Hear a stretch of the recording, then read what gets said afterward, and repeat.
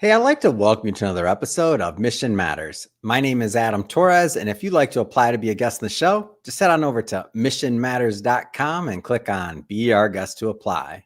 All right, so today I have Troy Zander on the line, and he's a partner over at Manatt, and he's also one of the premier sponsors over at the Venture Debt Conference that we'll be getting into a little bit today. Venture Debt Conference 2025. First off, Troy, welcome to the show. Thanks, Adam. Great to be here. Thanks for having me. All right, so we got a lot to talk about, man. We're going to get into the state of the venture debt market. Of course, I want to get into Manatt, what you're doing there. Also, your involvement with the Venture Debt Conference in general and what you're doing with the DealFlow events, guys. And but before we do all that, let's start with what we like to call our Mission Matters Minute. So, Troy, at Mission Matters, our aim and our goal is to amplify stories for entrepreneurs, executives, and experts. That's what we do. Troy, what mission matters to you? Yeah, great. Thanks, Adam. So at Manatt, we're a multidisciplinary firm of lawyers and consultants and representing clients in banking and entertainment, government, in industries like healthcare and financial services, media, technology, and beyond. And our goal is to be the best service provider to our clients that we can be, and really to be their trusted advisor. My personal mission is to represent lenders and the companies that they're lending to in the venture lending space. We'll talk more about that.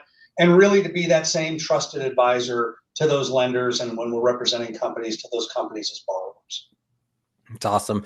Like bringing mission-based individuals on the line to share why they do what they do, how they're doing it, and really what we can all learn from that together. So we all grow. So before we get into Manatt, though, and I guess and also kind of the conference in general, where'd all this begin for you? Like how'd you get started? Were you growing up and you're like, man, I'm getting into venture. This is was that what you were talking about in elementary school? Give me the dirt, man.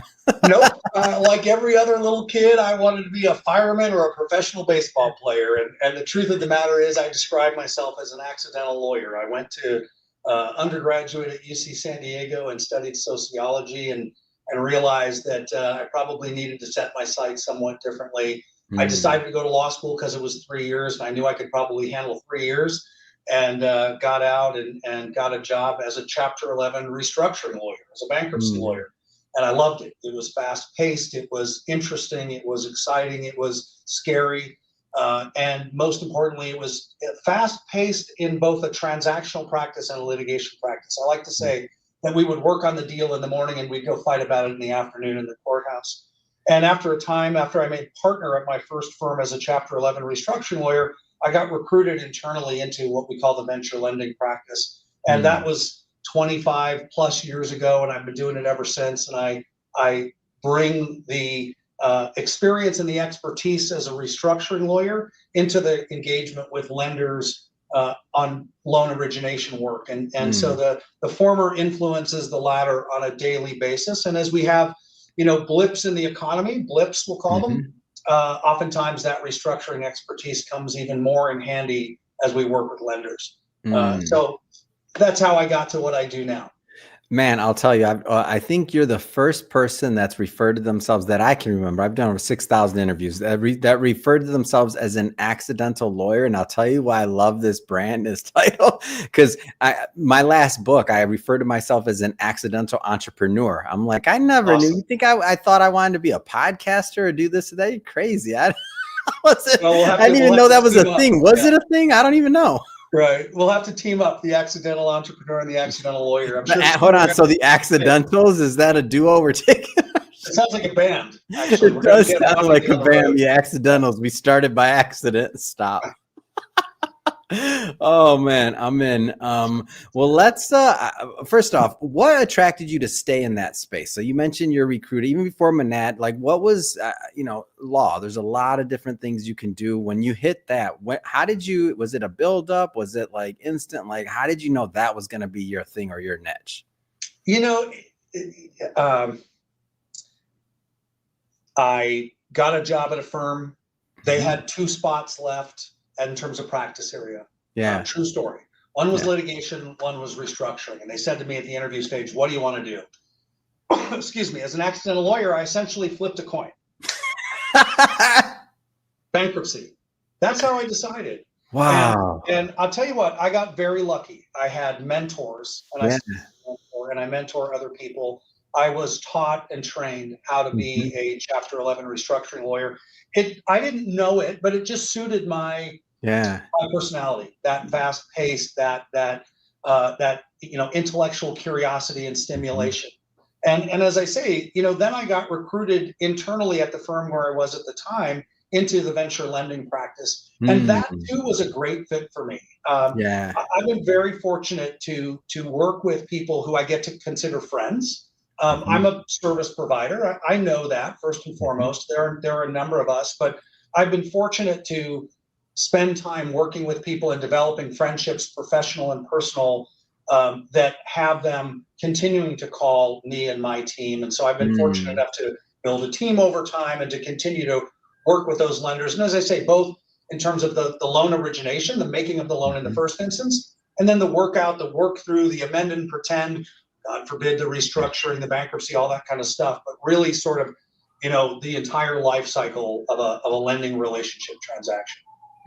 That's interesting. So essentially, pretty much correct me if I'm wrong, your whole career, it was kind of leading that way and you're still there. Yeah. In terms of the niche, that's amazing. Yeah. I consider myself fortunate. I've had a great run. I've worked with a lot of great people. I've worked with a lot of great cycles. lenders. You've seen a lot of cycles too. Seen a few cycles. We'll talk about that at the Venture Debt Conference for sure. Yeah. Speaking of that, that's a great transition. Thank you, man. Venture Debt Conference. We're getting into that too. That's the thing. So what's your? I believe. Correct me if I'm wrong. You're going to be hosting some panels. You have a colleague as well that's going to be doing. Give me a little bit of a feel for the content. Yeah, for sure. So exactly right. I'll be moderating a panel that's entitled 2 Years On, What's Really Going On at the Venture Banks. It's going to focus on what I'm calling sort of debunking the myth and mythology of what's going on at the venture banks. Are they making loans? Are they not making loans? What's really happening on that sort of, and I don't like the word, but that ecosystem more broadly.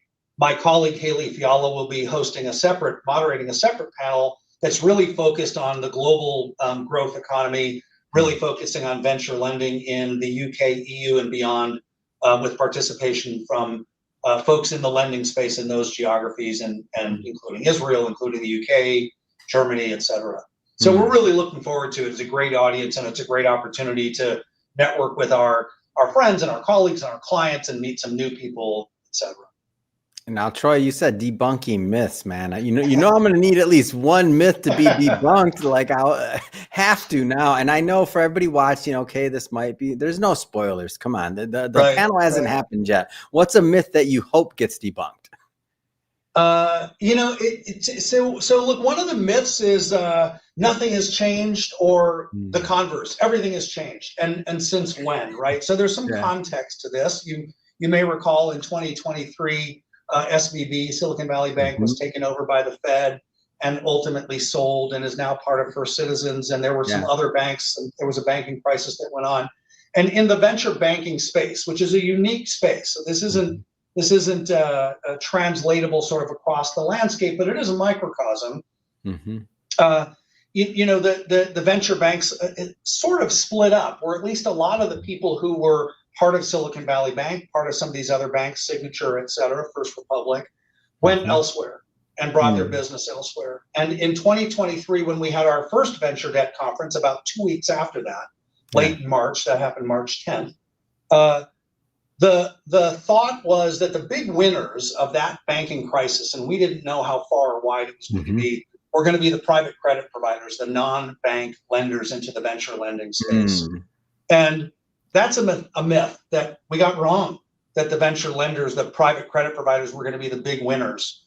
I think they would tell you, friends of mine, others in the space, it didn't really work out the way that we thought it would. I think there was another myth that, the companies are not going to have places either to park their deposits or to provide them lending facilities. And while it's taken some time, the landscape has really, really changed. I think we're back to this era. I was just talking to actually one of the guys on my panel, Mike Letterman at Bridge Bank, and we were talking just Monday about the fact that he's now seeing potential borrowers of his looking at 5 and 7 term sheets from venture banks with whom he's competing. And so this myth that like, oh my gosh, the entrepreneurs are not going to be able to get funded, I think is entirely wrong. That's one of the myths. And again, this notion that the companies are going to be the big losers, I think, is entirely wrong. It's entirely reset, and frankly, good for all of us, good for the economy, good for the innovation economy for sure. Of course, now we need a public market to start going and participating and engaging, because we find that the private market always follows the public market. So hopefully that engine will get going as the year continues. There'll be more public company investment going on, and greater engagement at the venture capital stage, and thus greater engagement with venture banks and venture lending. You mentioned the public market, or I should say the absence of a public market. I want to leave that on the table. Let's go a little bit deeper. I don't want to assume everybody understands that. Like, what is that implication? Like, go further, please.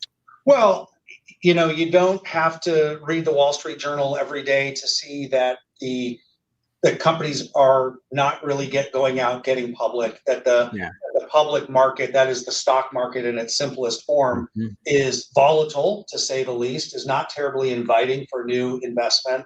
And certainly companies are having trouble going out and engaging in initial public offerings, IPOs. That's challenging for all of us, even the sort of the little person who is investing in their 401k, which is oftentimes investing in the public market, because if there isn't a robust public market, their 401k stays at a steady state, as opposed to increases in value over time. And that, again, is a microcosm of the greater economy. When we don't have a robust public market, the economy generally, not always, but suffers, doesn't do as well. Yeah. And it's the same in the venture debt market, right? The venture debt market is in part dependent on a robust public market. In the absence of a robust public market, it's tough, not impossible, but tough to get venture lending deals done. I will say, though, that there is another myth there to be debunked, and that is, well, gosh, Troy, then without a public market, then venture banking, venture lending must be dead. Far from it, right? This example of a company with 5 and 7 term sheets, and that's not unique. We're seeing that a lot. We're hearing a lot from our venture lending clients that the competition for these deals is stiff. Lots and lots of competition. It's now a buyer's market again. Great news for that innovation economy. We'll see whether the public market sort of engages sooner than later. Let's hope. Are there any other trends in general, or just in general, that you're following in the venture debt market? Like, what are some of the things that you're seeing from your vantage point, considering, your not only your tenure, but your vantage point?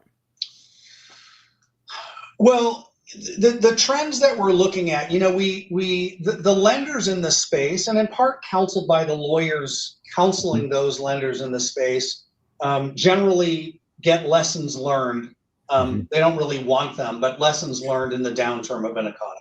2023, for example, with the bank failures, and before that in 98, 99, and 2008. And for better or for worse, those lessons are often short-lived. That is, for example, in the venture lending space, we should take intellectual property, for example, as collateral. The standard in the market, generally speaking, certainly at the venture bank level, is what they call negative pledge deals, meaning the intellectual property of the company is not pledged as collateral, and the borrower agrees that it won't agree not to do that with someone else. I won't get into too much of that detail. When there's a downturn, the lenders start thinking, shoot, that's really a bad idea. We should be sure we have our arms around all of the assets, including the equity. And so for a short period of time, after each one of those economic downturns, all of a sudden the market is that intellectual property is being included as collateral. Well, over time, the economy improves, and or the competition for lending improves, gets better. And so all of a sudden, then we go back to this phase of this stage of, we're going to not take intellectual property as collateral. And I would tell you that we're there again, that in 2023, when we had the bank failures and we had the mythology of the venture lenders, the non-bank lenders, the private credit providers, really filling the gap, that now being debunked. That hasn't really happened. There was some period of time where deals were getting done where intellectual property was included as collateral. Now we're back to that same negative pledge thing. So in some respects, and another on my panel, Ken Fugate at Customers Bank, was saying as part of our preparation, the more things change, the more they stay the same. That's exactly right. Well, Troy, man, I don't know that I'm going in person yet, but I wish I was, because this panel, man, this is gonna be good to be a fly on the wall here.